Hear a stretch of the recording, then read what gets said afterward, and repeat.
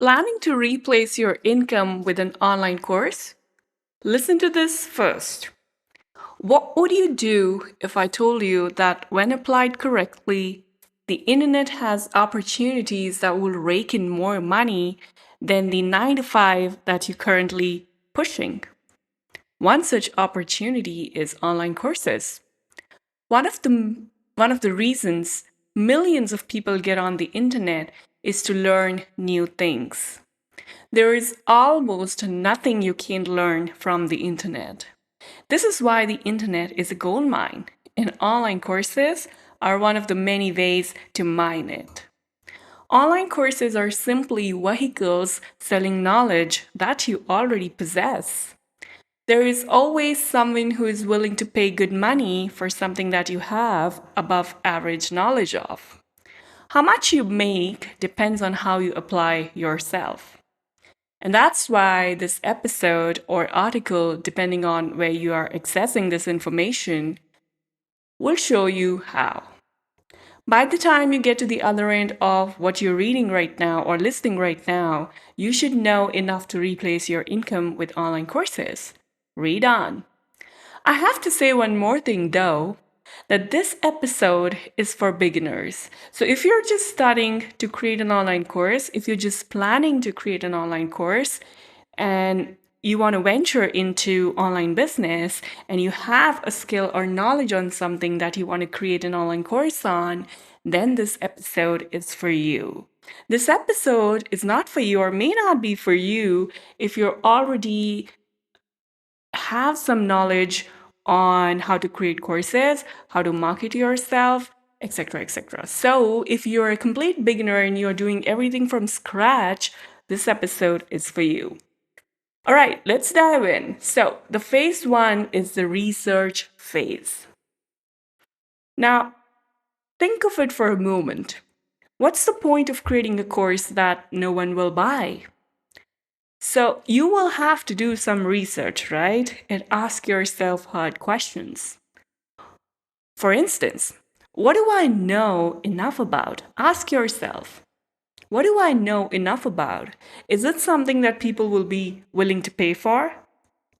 Another way to put this is to ask yourself if the knowledge you're about to sell is in high demand.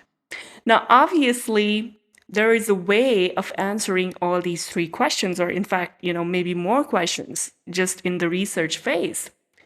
There's a way when you ask yourself, what do I know enough about?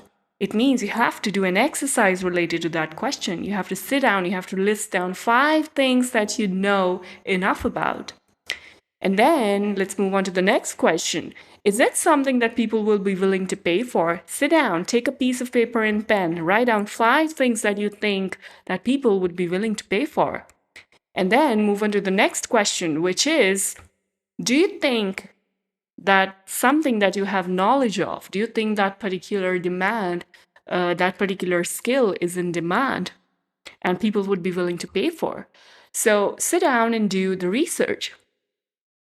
Now, the answers to these questions will guide your choice of topic and how the process will go. Your research should also cover the pricing of online courses. So, for example, you are doing the competitive research, the competitor research, and you figure that yes, there are people in your niche who have already created a course on that similar topic, like yourself, like the one that you're planning to create a course on. And now that you see that, yes, these 5 people that you found out have different price points. Okay, so one of your competitor is charging, let's say, $597 for the course, while there's another one who's charging $997. And then there's another one who's charging $1,597. So what's the difference between these 3 courses? What are the points that differentiate one course from the another? Right? So make a note of all those things. And then what you bring to the market that offers more or different value from what is available at the moment is the thing that you need to sit down and ponder on. Okay, so these 3 courses that you found out, and I'm just taking an example. So what else can you bring to the table? right? How can you differentiate yourself from others? Now, sometimes it's not possible to differentiate as far as the topic is concerned. So, for example, if I create a course on something like how to create an online course, it's obvious that if someone else is also creating a course on that particular topic, there are certain topics, there are certain modules, lessons that will overlap, right? And I hope you guys agree with that. So, oftentimes people differentiate using branding. Oftentimes people differentiate using a particular market, like they target a particular niche, right? So you could do that as well. Now, at the end of this stage, once you're done with this exercise, you should have a viable topic, an idea of what obtains in your niche you're about to enter, and the right pricing for your courses. Your research is important because the amount of money you make is dependent on your target audience, price point, marketing strategy, all of which will not be optimized without research. So, that being said, let's move on to the next phase, which is take action. So, once you're done with the research, you have to take action, right? So, now that you know enough to start, you should get an outline for your online course. Create modules and lessons which will be subject to the means of delivery or method of delivery. What format you decide to use is up to you and what you're trying to teach. Now, obviously, when I say it's up to you, it means that you will have 5 or 6 options or 2 or 3 options that you can choose from. Now, I'm going to create different episodes and talk about the formats, but right now it's up to you to choose, all right? Now, bear in mind that teaching preferences and the demands of the media you intend to use, and you're good. Remember that the success of your content depends on how engaging and learner centered your content is. Make no mistake about that. Devote as much time and effort to creating the kind of content that people would be willing to part with hard earned money for. Remember, when someone pays, it's a pain for them. They're paying, not only are they paying for their pain, not only are they paying for the problem that they want to solve, even when they are paying the money, it's a pain for them. Okay. And so you have to ease that pain. You have to make them feel that it's okay. It's okay that that money is going because they are going to get something out of it. The ROI is going to be more than the pain that they are going through right now. You know what I mean? I hope you're understanding what I'm trying to say. So, for example, I'm trying to explain this pain concept to you. For example, you visit a store and you have kids, and your kids just start. They want to buy something. They want to buy a toy, and you don't want to spend money on that toy. But then your kids are pushing you to buy that, insisting you again and again to buy that toy. What do? Now you're trying to solve a problem, okay? You want to make your kids happy. You want to give them a toy so that they're happy. At the same time, you don't want to spend that money on a piece of toy, right? So you're facing two pains, you're facing two problems in that moment. Now, that's the same kind of pain sometimes people feel, even though they want to invest, even though they want to make a better future for themselves, still they feel, oh my goodness, I have to spend $500, you know? So if you can ease that pain as much as possible, nothing better than that. Okay? People will give you money, people will trust you, people will be willing to work with you more and more and more in the future. Now, here's another example of what I mean when I say that the success of your content depends on how engaging and learner centered your content is. So, for instance, pretend that you're an algebra teacher who developed a course targeted for teenage homeschoolers. Now, one of its main benefits is the fact that it will allow the parent to rely on your expertise to teach their kid rather than on their questionable math skills. Okay? More than that, though, your course comes with engaging and interactive activities that will enable the student to quickly grasp the fundamentals of algebra. Imagine how cool is that? You are providing them with engaging and interactive activities. Now, this you claim is in stark contrast to the average run of the mill curriculum, which is based on boring textbooks and outdated teaching methods. So, what I'm trying to say is when you are providing something that people will be willing to pay you money for, go ahead and do that. Sit for a moment and brainstorm. How can you make that the course more engaging and interactive and learner centered? At the same time, keep in mind that not every person learns the same way. So, for example, a kid might learn from activities. A kid might learn from different type of examples, but at the same time, an adult would not learn from worksheets. From too much of interactivity, maybe. So you have to keep in mind for whom are you creating the course, okay? At what level they are already when they buy your course. Do they have any previous knowledge on the concept? So if I'm teaching people marketing, for example, I have to consider who is my audience. Do they have previous knowledge on marketing or are they absolute beginners? Right? So keeping that in mind, I will create my course. I'm going to give you another example.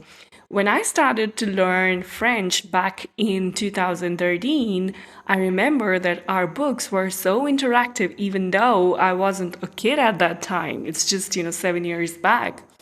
And our books were so interactive. Our books had pictures and dialogues, and there were characters. And all of the people in that classroom started relating to those characters. Everyone had different names, and we would do plays, and we would do dialogue exchange and all of that. So it kind of made it super interactive.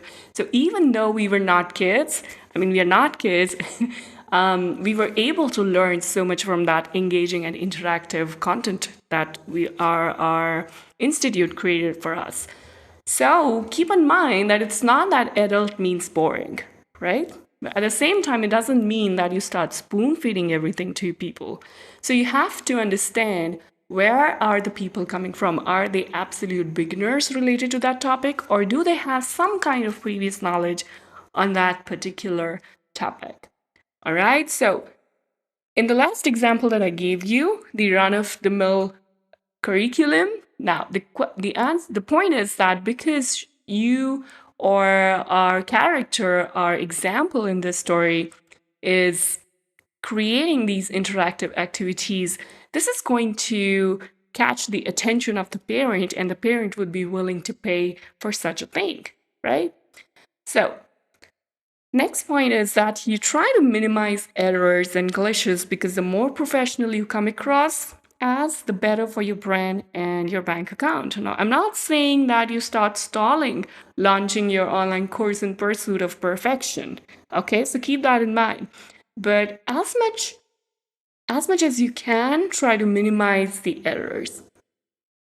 Also, create engaging learning outcomes that let your potential students know what they will be able to do, know, and feel should they take up your course. Now, this is another important thing that I feel that most new or aspiring course creators make mistake or miss, that they do not create engaging learning outcomes, or in a layman, lesson titles, lesson headings, lesson descriptions, and module descriptions.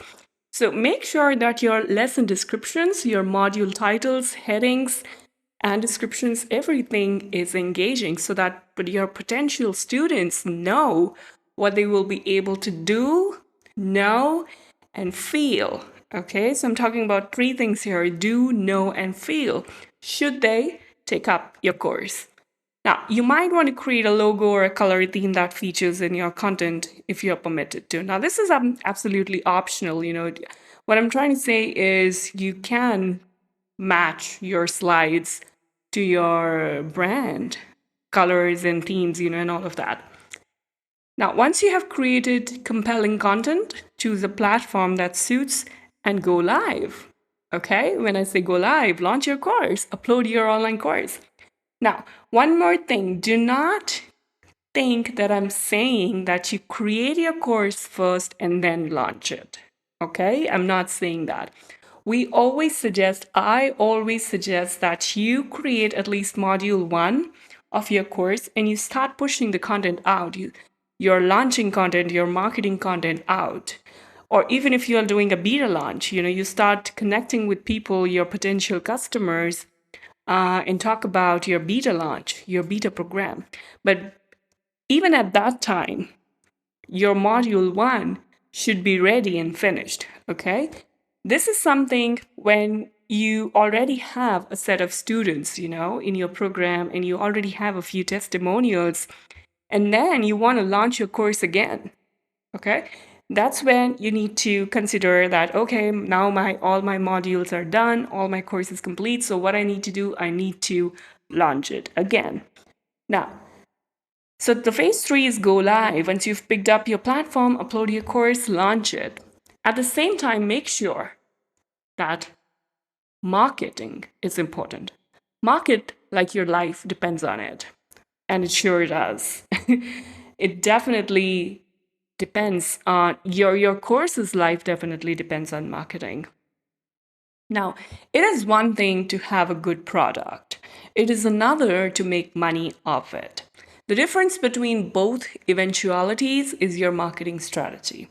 After conducting your research, you should know what strategy best suits your drive to make money as possible from your online course.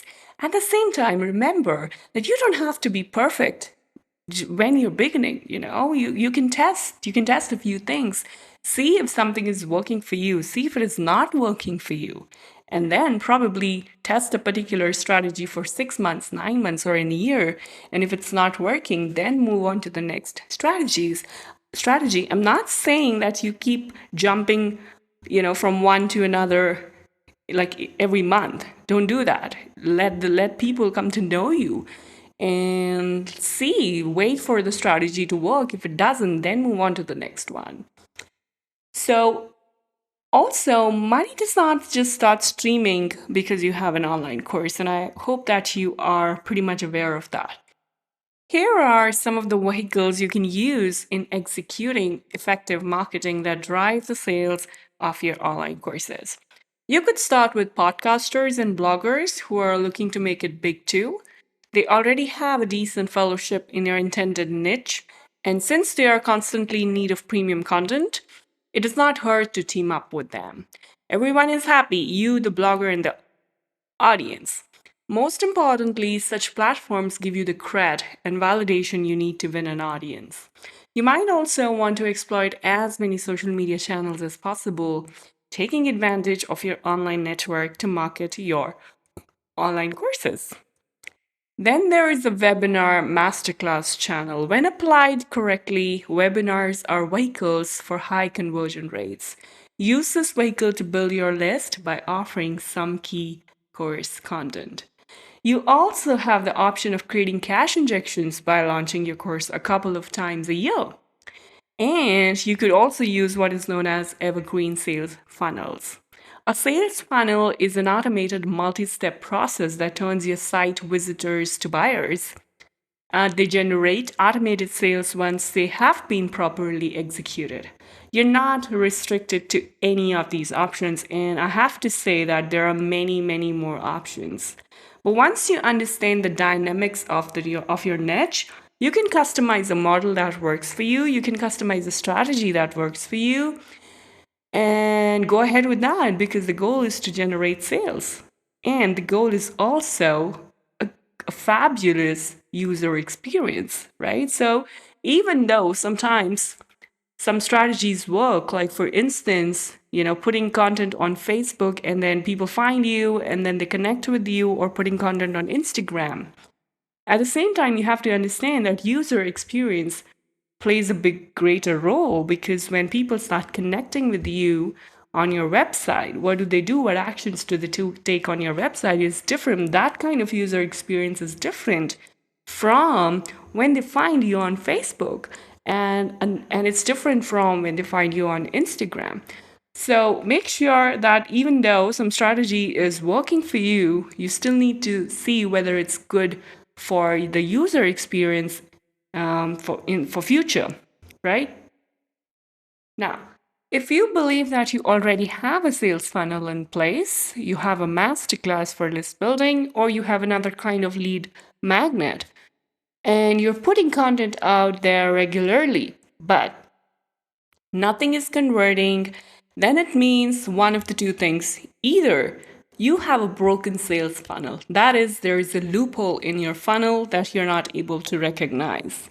Or, secondly, that your content isn't great. Now, to solve the first problem, listen to my previous episode why IDA sales funnel may not be working for you, even though you're putting out a lot of content out there. To solve the second problem, stay tuned to the next episode in which I'll cover the converting aspects of a content piece, what it means to have a converting content piece. All right? Now, what if you already have an online course, but customers or students are not finishing it? Well, then, my friend, you need to update your course content. Nothing stays the same forever, especially knowledge.